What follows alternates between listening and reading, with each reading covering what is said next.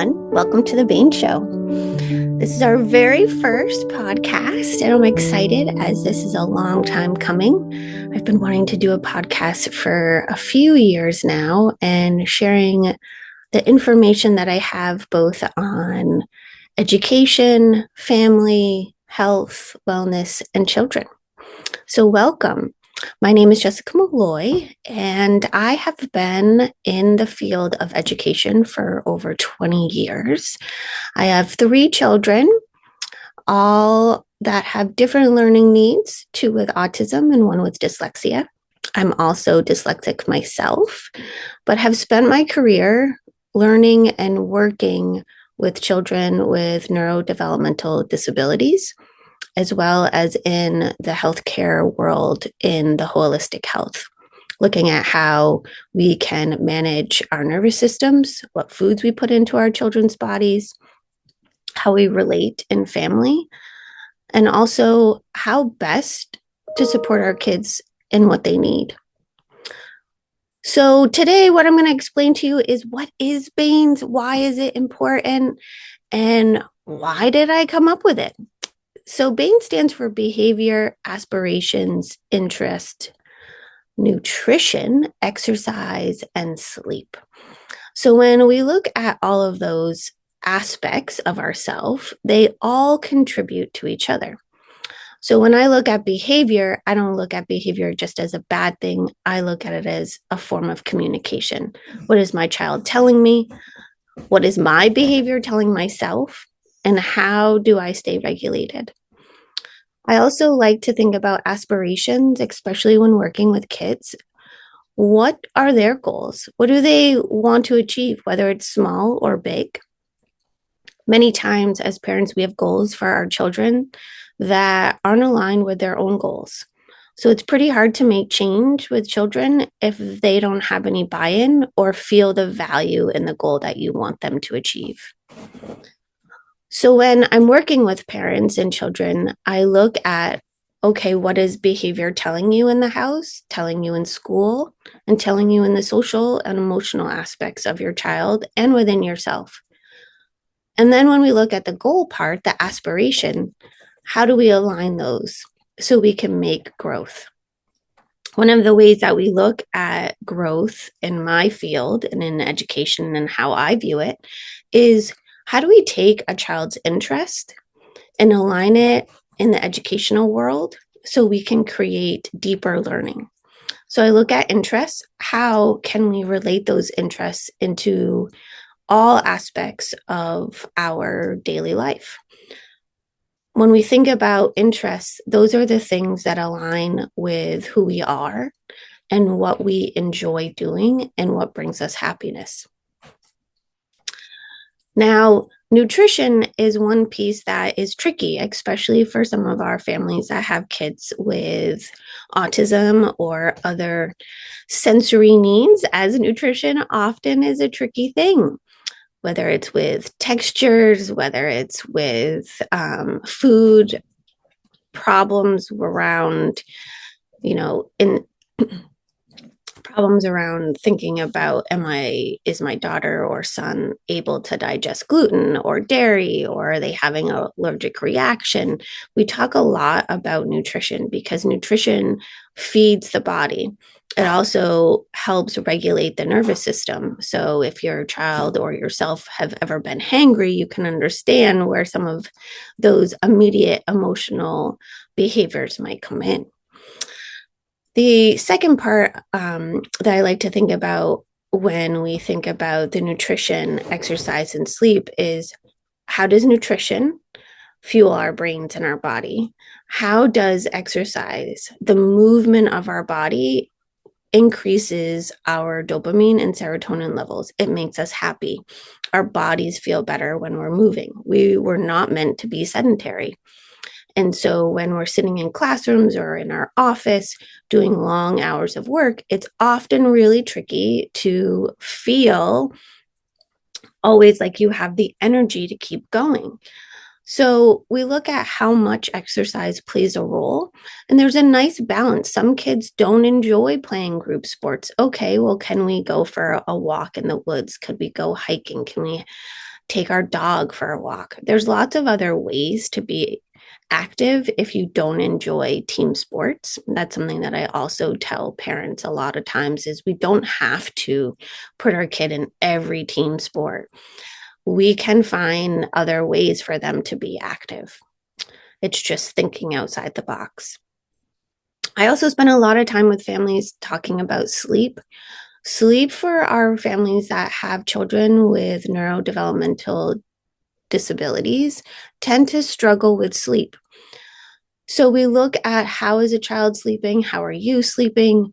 What is the rhythm of your sleep cycle? So we can see how can we get you into deeper levels of sleep so the body is resting, recharging. So Baines really takes a holistic lens. The first part, behavior, aspiration, and interest, play along with the learning part of the brain. And then the second part is the wellness part of the body, that nutrition, exercise, and sleep. And so when all of those aspects, those 6 aspects are in harmony, we can really function at a way that is meeting our needs. So one of the things we'll be talking about in these podcasts, I'll have guest speakers, is how do we take Baines and use it in our everyday life? So I do. I use it in my everyday life as a parent, as a spouse, and as myself. I know that if I don't get enough sleep, I'm going to tend to eat more because my body wants the carbs to stay awake or those sugars. I might want to drink more caffeine to stay awake. And when I'm doing those types of things, I'm actually depleting my adrenal glands. I'm depleting my body. So I need to think about, okay, if I'm not going to get enough sleep, what are those foods that I really need to eat to help nourish my energy in the correct ways?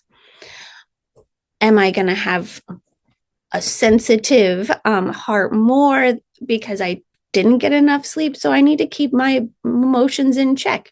I know when I'm tired, I can tend to be a little bit more on the cranky side or not have as much output in my meetings. So I think about these things for myself, but I also look at it in the lens for my kids or for my students. If a child comes into my office and they haven't slept, they're hungry, or they just got out of a long day of school, I'm going to look at, okay, what do we need first to get that body ready for learning?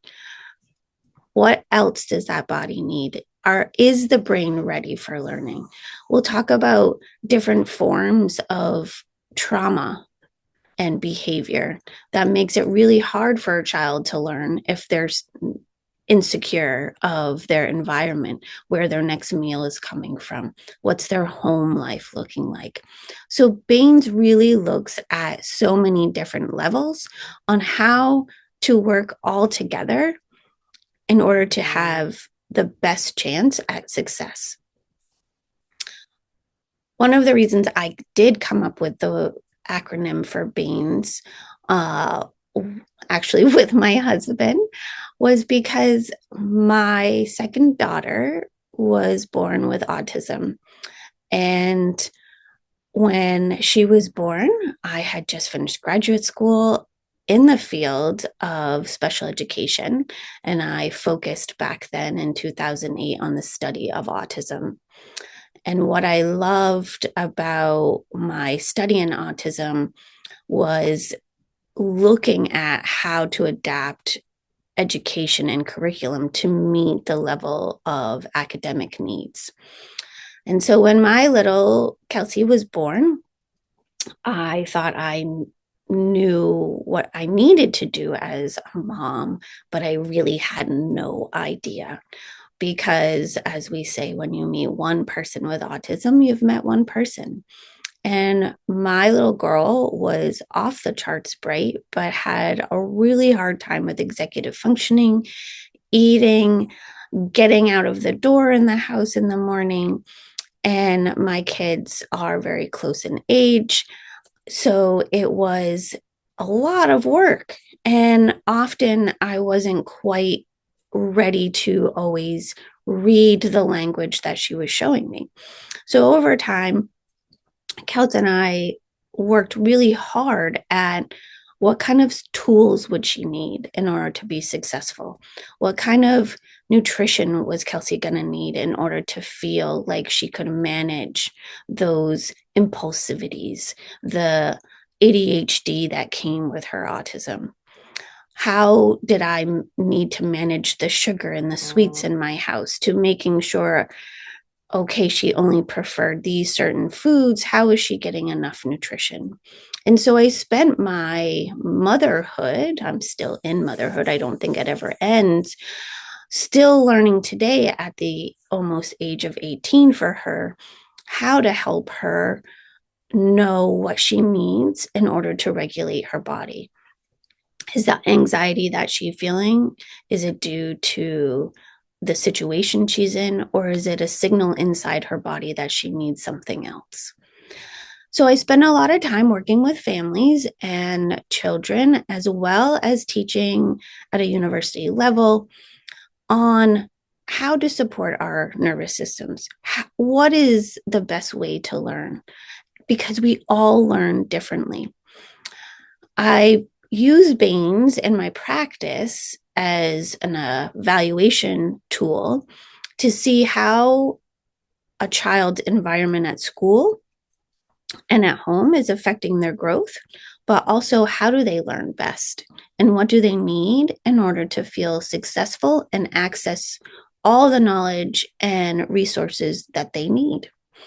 So Baines is something that is near and dear to my heart. I think it's really my methodology of parenting, teaching, and helping others to understand how we all function and can function together in an environment.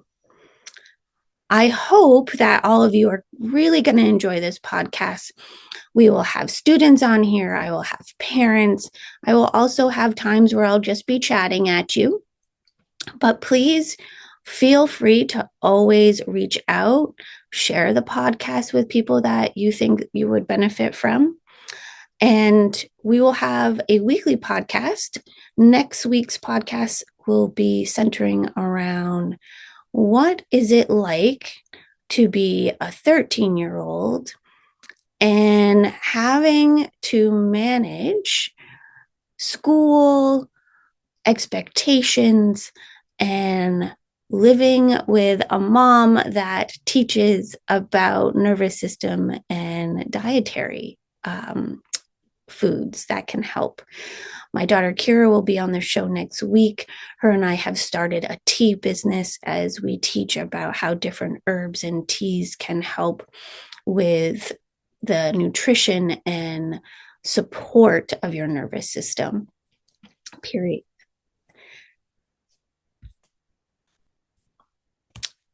So one of the things that her and I do is grow our teas together. We teach classes, and I thought she would be our first guest because she has been a very big part of the Baines journey, as well as her sisters. But I want you guys to get a first perspective from somebody that has to live and breathe it with her mother. I hope you guys have enjoyed this podcast, and I look forward to doing many more and hoping to help support your knowledge in behavior, aspirations, interests, nutrition, exercise, and sleep. I hope you have a beautiful, glorious week.